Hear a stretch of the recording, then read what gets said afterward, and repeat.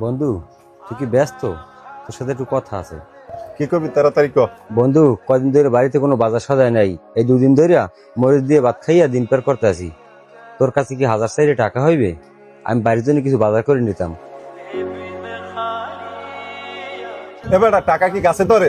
তোরে এর আগে যে টাকা দিছি সেই টাকাগুলো তো এখন পর্যন্ত দাও নাই। তোর কি লজ্জা শরম নাই? আল্লাহ কি তোর লজ্জা শরম দেয় নাই? এবার তুই কি মোর মারপেটের আপন ভাই? যখন টাকা চাবি তোর তখন টাকা দেবো, যা যে দে যা, কোনো টাকা পয়সা নাই। আচ্ছা ঠিক আছে বন্ধু, তাহলে তুই থাক, আমি যাই।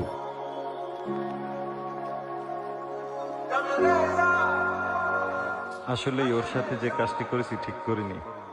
রেজাউল, এদিকে আয় তো। ভাই ডাকছেন, কিছু কইবেন? শোন রেজাউল, তুই রহিম চাচার দোকানে যাবি।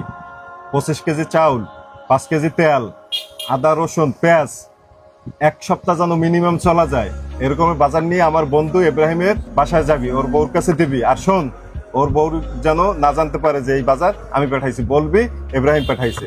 আচ্ছা ঠিক আছে ভাই। আচ্ছা যা, এখনই যা, তাড়াতাড়ি যা, 10 মিনিটের মধ্যে বাজার দিয়ে আবার এই জায়গায় আবি। আচ্ছা ভাই ঠিক আছে, তাড়াতাড়ি যাইতেছি।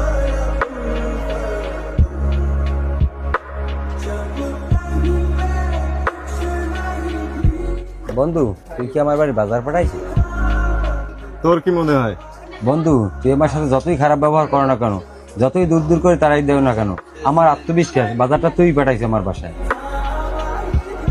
ইব্রাহিম, তুই আমার ছোটবেলার বন্ধু, তুই না খাই থাকবি সেটা শোনার পরে কেমনে আমার গলা দিয়ে ভাত নামবে বল?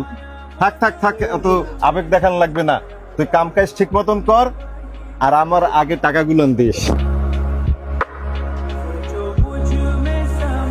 চল চা খাই।